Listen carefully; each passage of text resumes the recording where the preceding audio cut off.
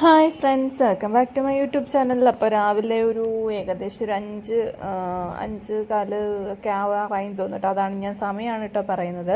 അപ്പോൾ രാവിലെ എണീറ്റപ്പോഴേ എന്തൊരു ക്ഷീണം കാര്യങ്ങളൊക്കെ ആയിരുന്നു. അപ്പോൾ കണ്ണൊക്കെ ആണെങ്കിൽ ചുമന്നിരിക്കുകയാണ് കേട്ടോ. അതാണ് നിങ്ങളെ ഞാൻ കാണിച്ചു തരുന്നത്. അപ്പം ഇതൊക്കെ നോക്കിയിരിക്കാൻ സമയമില്ലല്ലോ, നമുക്ക് നമ്മുടെ പരിപാടിയിലോട്ട് അങ്ങ് കടക്കാം.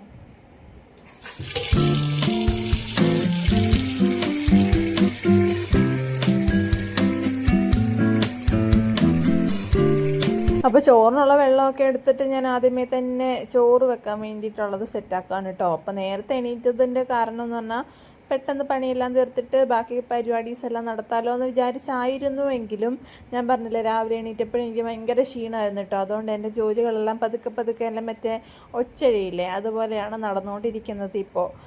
പിന്നെ വീഡിയോ എടുക്കുകയാണെങ്കിൽ കുറേ കൂടെ ടൈം പോകുമല്ലോ എന്ന് വിചാരിച്ചിട്ടാണ് രാവിലെ വീണ്ടും ഒന്നുകൂടെ നേരത്തെ എണീക്കാമെന്ന് കരുതിയത്. അപ്പോൾ രാവിലെ എണീറ്റപ്പോഴേ വയ്യായിരുന്നു കേട്ടോ. പിന്നെ എന്ത് ചെയ്യാനാ. അപ്പം 2 ദിവസം ഇത് മിനിഞ്ഞാന്ന് 2 ദിവസം മുമ്പ് വാങ്ങിച്ച മാങ്ങയാണ് കേട്ടോ. അപ്പം ഇന്നെങ്കിൽ അച്ചാറിട്ടില്ലെങ്കിൽ അത് അച്ചാറിടുന്നത് വരത്തില്ല. അപ്പോൾ ഞാൻ അച്ചാറിടാൻ വേണ്ടിയിട്ട് ഇതെല്ലാം ചെയ്യാമെന്ന് വിചാരിച്ചിട്ട് എടുത്തു വെക്കുകയാണ് കേട്ടോ. രാവിലത്തെ ജോലിയുടെ എല്ലാം ചെയ്യാം, രാവിലെ തന്നെ ഇതെല്ലാം അരിഞ്ഞ് സെറ്റാക്കി വെക്കാമെന്നും പറഞ്ഞുകൊണ്ടാണ് എടുക്കുന്നത്. ഞാൻ പറഞ്ഞില്ലേ, എൻ്റെ ആരോഗ്യസ്ഥിതി അത്ര നന്നായിരുന്നില്ല രാവിലെ.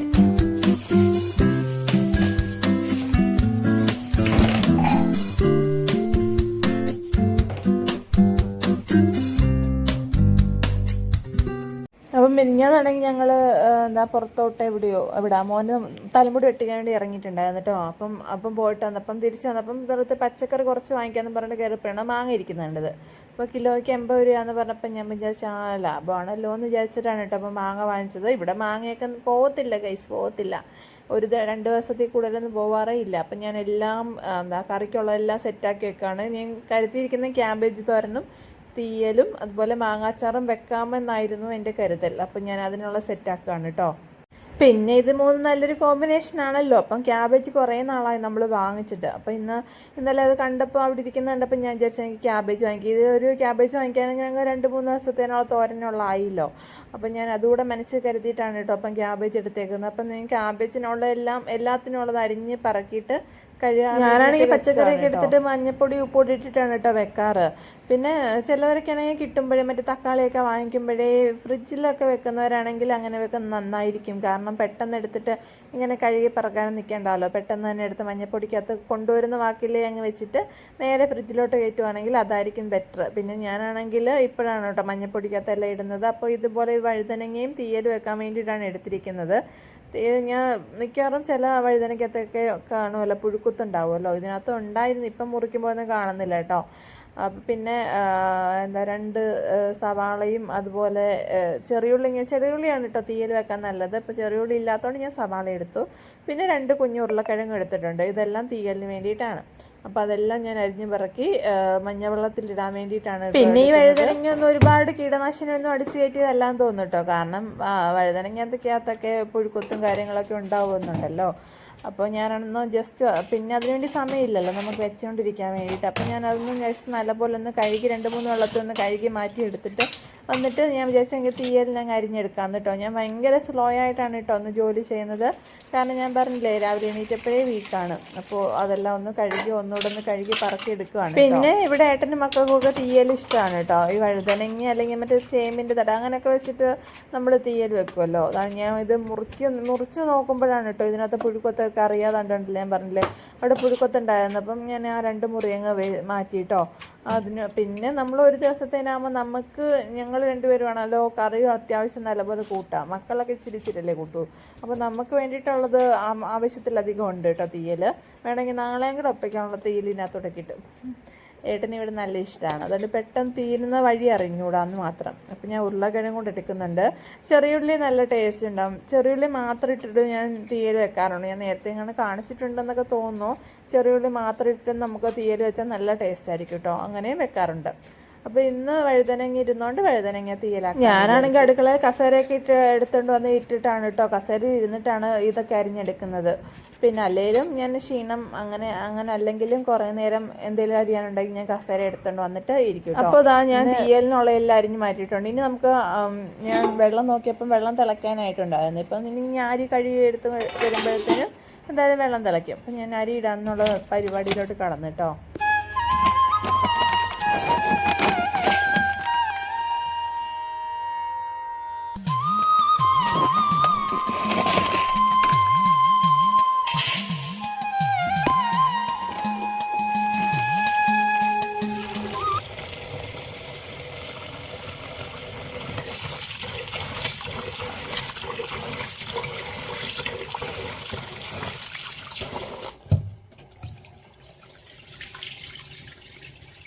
അപ്പോൾ പിന്നെ ഫോണും പിടിച്ചുള്ള ഈ അരി കഴുകൊക്കെ അത്ര വലിയ ഈസിപ്പണി അല്ലാത്തതുകൊണ്ട് ഒരു ടാസ്ക് ആയതുകൊണ്ടും ഞാനത് മാറ്റിയിട്ട് അതൊക്കെ കഴുകിയത് അരിയൊക്കെ വെള്ളത്തിനകത്ത് ഇട്ട് കഴിഞ്ഞിട്ടാണ് കേട്ടോ നമ്മൾ വീഡിയോ എടുത്ത് തുടങ്ങിയത്. അപ്പം ഇതൊന്ന് തിളച്ച് കഴിഞ്ഞിട്ട് നമുക്കൊന്ന് റൈസ് കുക്കറിനകത്തോട്ട് ഇറക്കി വെക്കാൻ മാത്രമേ വേണ്ടുള്ളൂ. ഇനിയിപ്പോൾ നമുക്ക് തീയാൻ ആവശ്യമുള്ള തേങ്ങ തീരുമാനം വേണ്ടിയിട്ടുള്ള പോക്കാണ് കേട്ടോ.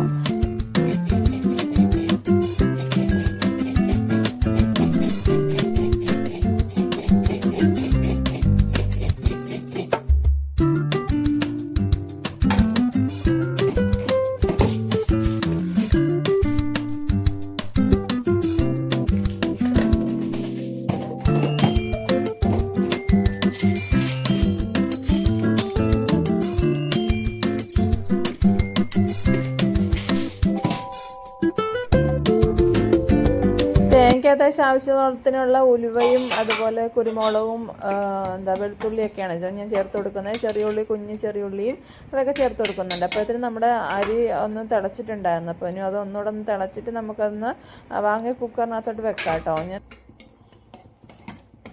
ഇപ്പം ഇവിടെയൊക്കെ നല്ല മെസ്സായിട്ട് കിടക്കുകയാണ് കേട്ടോ. ഇനി നമ്മുടെ പണിയെല്ലാം കഴിഞ്ഞിട്ട് മാത്രമേ ഞാൻ ഇതൊക്കെ ഒതുക്കാൻ നിൽക്കത്തുള്ളൂ. കാരണം ഇപ്പോൾ ഒതുക്കിയാലും വീണ്ടും ഞാൻ ഇവിടുന്ന് എല്ലാം വലിച്ചിടുന്നുണ്ടല്ലോ. അപ്പം ഞാനാണ് റൈസ് കുക്കറിനകത്തോട്ട് ആ ചോറ് ഇറക്കി വെക്കുന്നുണ്ട്. ഇനി നല്ലപോലെ ഒന്ന് മുറിച്ച് വെച്ച് കൊടുത്താൽ മാത്രം മതി. ഇനി ഒരു ഏട്ടൻ പോവാറാകുമ്പോഴത്തേന് ഇത് ചോറ് വെന്ത് കിട്ടും കേട്ടോ.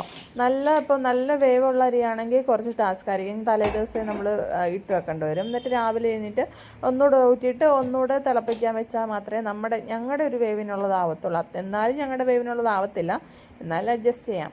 അപ്പം ഞാൻ തേങ്ങ വറുക്കാൻ വേണ്ടിയിട്ട് കുറച്ച് വെളിച്ചെണ്ണ ഒഴിച്ച് കൊടുക്കുന്നുണ്ട്. എന്നിട്ട് അതിനകത്ത് നമ്മൾ ആ അരിഞ്ഞു വെച്ചതും തേങ്ങയെല്ലാം കൂടി ഇട്ട് കൊടുക്കുന്നുണ്ട് കേട്ടോ. തേങ്ങയ്ക്കകത്ത് ഞാൻ നേരത്തെ പറഞ്ഞിട്ടുണ്ടായിരുന്നു ഉലുവയും അതുപോലെ കുരുമുളകും ഒക്കെയാണ് ഇട്ട് കൊടുത്തേക്കുന്നത്. പിന്നെ വെളുത്തുള്ളിയും ചെറിയുള്ളിയും ഇട്ട് കൊടുത്തിട്ടുണ്ട്. അത് 4 കൂട്ടങ്ങളാണ് ഇട്ട് കൊടുത്തിരിക്കുന്നത്. ഇനി അതുപോലെ നല്ലപോലെ ഒന്ന് ഇളക്കിയെടുക്കാം. വലിയ തീയിൽ വെച്ച് ഇളക്കിയെടുക്കാൻ നിൽക്കരുത് കേട്ടോ. അടുക്കി പിടിക്കാനും കുറച്ച് കഴിഞ്ഞ് പോകാനുള്ള സാധ്യതയുണ്ട്. അതുകൊണ്ട് ചെറിയ തീ വെച്ചിട്ട് വേണം ഇത് നല്ലപോലെ ഒന്ന് തീയലിന് വേണ്ടിയിട്ട് വറുത്തെടുക്കാൻ വേണ്ടി. എല്ലാവർക്കും അറിയാൻ തോന്നുന്നു തീയലിന് വേണ്ടിയിട്ട് കുറച്ച് നല്ലപോലെ തന്നെ മൂപ്പിച്ചെടുക്കണം. അത്രയും നേരം നമ്മളൊന്ന് ഇളക്കി അത് നല്ലപോലെ മൂത്ത് വന്നപ്പോഴത്തേക്കും ഞാൻ മുളക് പൊടി, മല്ലിപ്പൊടി ഇട്ട് കൊടുത്തിട്ടുണ്ട് കേട്ടോ. കുറച്ച് മഞ്ഞൾപ്പൊടിയും അത് 3 പൊടിയും കൂടി ഇട്ട് കൊടുത്തിട്ട് ആ പൊടികളെല്ലാം ഒന്ന് മൂത്ത് വരണം. അതുവരെ നമുക്കൊന്നുകൂടെ ഇളക്കി കൊടുക്കാം കേട്ടോ. പിന്നെ ചീനിച്ചട്ടി നല്ല തീയിലിടുന്നവരൊക്കെ ആണെങ്കിൽ പെട്ടെന്ന് ഓഫാക്കിയിട്ട് പോകാൻ നിൽക്കരുത്.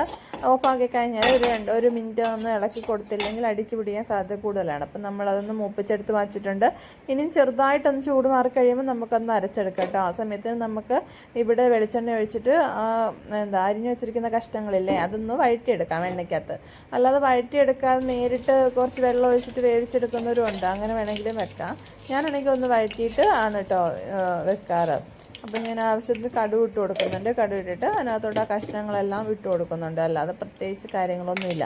തീയിൽ വെച്ച് കഴിഞ്ഞൊരു കടുക് ഇടുന്നവരും ഉണ്ട് കേട്ടോ. ഞാനാണെങ്കിൽ ആദ്യമേ കടുക് വറുത്ത് ഇട്ടിട്ടാണ് ഈ കഷ്ണങ്ങൾ വഴറ്റിയെടുക്കുക. പിന്നെ അതിൻ്റെ പുറകെ പോകണ്ടല്ലോ അതൊക്കെ. അപ്പോൾ ഞാൻ ഒരു പച്ചമുളക് ചേർത്തിട്ടുള്ളൂ കേട്ടോ. പിള്ളേർക്ക് കൂടെ കൊടുക്കേണ്ടത് ആയതുകൊണ്ട് എരിവൊക്കെ ഇഷ്ടമുള്ളവർ നിറച്ചിട്ട് കൊടുക്കുന്നതിന് കുഴപ്പമില്ല. നമ്മൾ ഓൾറെഡി മുളക് പൊടിയും കുരുമുളകും എല്ലാം ചേർക്കുന്നുണ്ടല്ലോ. അപ്പോൾ അത്രയൊക്കെ മതി. അപ്പോൾ നമുക്ക് നല്ലപോലെ ഒന്ന് വഴറ്റിയെടുത്തിട്ട് ഒന്ന് വേവാൻ വേണ്ടിയിട്ട് അടച്ചു വെച്ചിട്ട് ഞാൻ വേവിച്ച് കൊടുക്കുന്നുണ്ട്. പിന്നെ നമുക്ക് സമയം പാഴാക്കാനില്ല. നമ്മുടെ ആ ക്യാബേജ് അവിടെ ഞാൻ വെള്ളത്തിൽ വെച്ചിരുന്നതൊക്കെ ഒന്ന് കഴുകി എടുത്ത് വന്നിട്ടുണ്ട്. നമുക്കതൊന്ന് അരിഞ്ഞെടുക്കാം. ഞാനൊരു തേങ്ങയില്ലാതെ തോരൻ വെക്കാമെന്ന് വിചാരിച്ചിട്ടാണ് കേട്ടോ. ഏട്ടനാണെങ്കിൽ തേങ്ങയില്ലാതെ ക്യാബേജ് വെക്കുന്നതാണ് ഇഷ്ടം. അപ്പോൾ നമുക്ക് അങ്ങനെയൊന്ന് ഇങ്ങനെ നീളത്തിൽ അരിഞ്ഞെടുത്തിട്ട് 2 സവാള ഞാൻ ഉപയോഗിച്ചിട്ടുണ്ട്. 2 സവാളയും ക്യാബേജ് ഇട്ടാണ് അരിഞ്ഞെടുത്തത്. എന്നിട്ട് ഞാൻ നേരെ തിരുമ്മി വെക്കുന്നുണ്ട്. നമ്മുടെ ഒരു അടുപ്പിലും പ്രവർത്തിക്കുന്നുള്ളൂ. അതുകൊണ്ട് അടുപ്പിലിരിക്കുന്നത് കുക്കായി വന്നാലേ നമുക്ക് അടുത്തത് വെച്ച് കൊടുക്കാൻ പറ്റുള്ളൂ. അപ്പോൾ ഞാനാണെങ്കിൽ ആവശ്യത്തിന് മഞ്ഞൾപ്പൊടിയും മുളക് പൊടിയും ഉപ്പും അതുപോലെ വെളുത്തുള്ളി ചതച്ചൂടെ ചേർത്തിട്ട് നല്ലപോലെ തിരുമ്മി മാറ്റി വെച്ച് കൊടുക്കുന്നുണ്ട് കേട്ടോ. കുറച്ച് നേരം ഇരുന്നിട്ട് പിടിക്കട്ടെ. അത്ര നല്ല ഞാൻ തിരുമ്മി വെച്ച് കൊടുക്കുന്നുണ്ട്. അതിനിടയ്ക്ക് കഷ്ണങ്ങളൊക്കെ ഒന്ന് വെന്ത് വന്നപ്പോഴത്തേനും ഞാൻ കുറച്ച് വെള്ളം കൂടെ ഒഴിച്ച് കൊടുത്തിട്ടുണ്ടായിരുന്നിട്ട് അടുക്കി പിടിക്കാതിരിക്കാൻ വേണ്ടിയിട്ട്. അപ്പോൾ വെള്ളത്തിനകത്തോടെ കിടന്ന് വേവിട്ടെന്ന് വിചാരിച്ചു. അതൊന്ന് വെന്ത് കിട്ടാതിരിപ്പോഴത്തേനും ഞാൻ കുറച്ച് പുളി പിഴിഞ്ഞ് വെച്ചിട്ടുണ്ടായിരുന്നു. നമ്മൾ തീയലിന് പുളി ആവശ്യമാണല്ലോ. അപ്പോൾ ഞാൻ ആ പുളിയും കൂടെ ഒഴിച്ച് കൊടുക്കുന്നുണ്ട് കേട്ടോ. ആ പുളിയുടെ അത് അരിച്ചിട്ടൊക്കെയാണ് സാധാരണ എല്ലാവരും ഒഴിക്കുക. പക്ഷേ എനിക്കാണെങ്കിൽ ഇച്ചിരി പുളി കിടക്കുന്ന ഇഷ്ടമായതുകൊണ്ടാണ് കേട്ടോ ഞാൻ മൊത്തത്തിൽ ഒഴിച്ചു കൊടുത്തത്. അപ്പം നമുക്കതൊന്ന് തിളക്കട്ടെ. ഇനിയും കഷ്ണങ്ങളൊക്കെ ഏകദേശം വെന്ത് വന്നിട്ടുണ്ട്. നമുക്ക് ഈ അരപ്പൂടെ ഒന്ന് അരച്ചെടുക്കാം കേട്ടോ. ആ സമയത്തിന് തേങ്ങയൊക്കെ ഞാൻ നല്ലപോലെ നരച്ചെടുത്തിട്ടുണ്ട്. ഇനി നമുക്ക് ആ വെന്ത കഷ്ണത്തിനകത്തോട്ടൊന്ന് ചേർത്ത് കൊടുത്താൽ മാത്രം മതി കേട്ടോ. ചേർത്ത് കൊടുത്തിട്ട് ആവശ്യത്തിനുള്ള കുറച്ചുകൂടെ വെള്ളവും കൂടെ ചേർത്തിട്ട് ഇനി അതൊന്ന് പറ്റിച്ചെടുത്താൽ മാത്രം മതി. ഇപ്പോൾ ഈ കളർ നോക്കാം കേട്ടോ. ഇപ്പോൾ നമ്മൾ ഒഴിക്കുമ്പോൾ ഈ കളറാണെങ്കിലും കുറച്ച് കഴിയുമ്പോഴത്തേക്കും നല്ല മെറൂൺ കളറായിട്ട് മാറും കേട്ടോ നമ്മുടെ കറി. തേങ്ങ അരച്ചതിൻ്റെ കളർ വ്യത്യാസമാണ് വന്നത്. അപ്പോൾ നമുക്കതൊന്ന് ചെറിയൊരു തീയിൽ വെച്ച് കൊടുക്കണം. ഇനി എനിക്ക് കുറച്ച് തുണിയൊക്കെ ഇനി മാങ്ങ അരിയൊന്നും നടക്കൂല കേട്ടോ. തോരനുള്ളത് അവിടെ ഇരിപ്പുണ്ട്. തോരൻ വെച്ച് കൊടുക്കണം തീയൽ വാങ്ങിയിട്ട്. അപ്പം ഞാൻ തുണിയൊക്കെ ഒന്ന് കഴുകിയിടാമെന്ന് വിചാരിച്ച ആ സമയത്ത് ഇടയ്ക്ക് വന്നിട്ട് നോക്കിയാൽ മതിയല്ലോ. അപ്പോൾ ഞാൻ തുണി കഴുകാൻ വേണ്ടി ഇറങ്ങിയിട്ടോ. കുറേ തുണി ഉണ്ടായിരുന്നു. അതിനകത്ത് കുറച്ച് മാത്രമേ എടുത്തിട്ടുള്ളായിരുന്നു. കാരണം ഞാൻ പറഞ്ഞില്ലേ രാവിലത്തെ ക്ഷീണം ഇങ്ങനെ നിൽക്കുകയാണ്. അപ്പം രാവിലെ നല്ല മഞ്ഞാണ് കേട്ടോ. പുറത്തിറങ്ങും വൃശ്ചിക മാസം ആയതുകൊണ്ടാണെന്ന് തോന്നുന്നു നല്ല മഞ്ഞും തണുപ്പൊക്കെ ഉണ്ട്. പിന്നെ ഇടയ്ക്ക് എന്തോ ഒരു ലാനീനയോ പ്രതിഭാസമൊക്കെ വന്നിട്ടുണ്ടായിരുന്നല്ലോ. ആ സമയത്താണ് കേട്ടോ ഈ വീഡിയോ എടുത്തത്. കുറച്ചധികം ദിവസമായി എടുത്ത് വെച്ചിട്ട് ഇട്ടില്ല എന്ന് മാത്രമേ ഉള്ളൂ കേട്ടോ.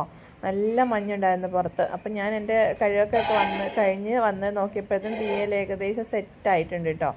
അപ്പോൾ നമുക്കത് വാങ്ങി വെച്ചിട്ട് തോരനോടുള്ളത് വെച്ച് കൊടുക്കാം കേട്ടോ. അപ്പം നമ്മൾ പാത്രം എടുത്ത് വെച്ച് കൊടുത്തിട്ടുണ്ട്. അതിനകത്ത് കടുക് പൊട്ടിച്ചിട്ടിട്ട് മറ്റേ മുളകും കറിവേപ്പിലൊക്കെ ഉള്ളവർ ഇട്ട് കൊടുത്താൽ മതി കേട്ടോ. ഞാൻ അതൊന്നും ഇല്ലാത്തതുകൊണ്ട് പിന്നെ കറിവേപ്പില പറിക്കാൻ പോകാനുള്ള മടി കൊണ്ടും ഞാനതൊന്നും ഇട്ട് കൊടുക്കുന്നില്ല. അപ്പം നേരെ നമുക്ക് ക്യാബേജ് ഇട്ട് കൊടുക്കാം. അപ്പോൾ ഇതിനകത്ത് ഞാൻ തേങ്ങയൊന്നും ചേർത്ത് കൊടുക്കുന്നില്ല കേട്ടോ. ഏട്ടനിവിടെ തേങ്ങ ചേർക്കുന്ന ഇഷ്ടമല്ല തോരന്. പ്രത്യേകിച്ച് ക്യാബേജിനൊന്നും ഒട്ടും തേങ്ങ ചേർക്കുന്ന ഇഷ്ടമല്ല. അതുകൊണ്ട് പിന്നെ തേങ്ങ ചേർത്തില്ലെങ്കിൽ അത്രയും നല്ലതെന്നല്ലോ. വീട്ടിലൊക്കെ ആണെങ്കിൽ അമ്മയൊക്കെ ഇഷ്ടം പോലെ തേങ്ങ ചേർത്ത്, നമ്മൾ തേങ്ങയൊന്നും ഇല്ലാതെ തോരനൊന്നും കഴിക്കാറില്ല കേട്ടോ. പിന്നെ ഏട്ടന് ഏതാണെങ്കിൽ അവിടെ അമ്മയൊക്കെ ഇങ്ങനെ വെക്കാറുള്ളതുകൊണ്ട് ഏട്ടന് ഇതാണ് ഇഷ്ടം. പിന്നെ എനിക്കങ്ങനെ പ്രത്യേക ക്യാബേജിനോടൊന്നും വലിയ ഇഷ്ടം ഇല്ലാത്തതുകൊണ്ട് എങ്ങനെ കിട്ടിയാലും കഴിക്കും. അപ്പോൾ ഇത് അപ്പത്തിനുള്ളതാണ് കേട്ടോ. രാവിലെ കാപ്പിക്കുള്ള ചമ്മന്തിയാണ് കേട്ടോ ഞാൻ സെറ്റാക്കുന്നത്. അത് തേങ്ങയും ചെറിയുള്ളിയും മാത്രമാണ് യൂസ് ചെയ്തിരിക്കുന്നത്. എന്നിട്ട് അത് കടുക് പൊട്ടിച്ചിട്ട് അത് ഒന്നിട്ട് കൊടുത്ത് ഉപ്പിട്ട് ഒന്ന് വഴറ്റിയെടുക്കണം കേട്ടോ. ഇത് സിമ്പിൾ കറിയാണ്.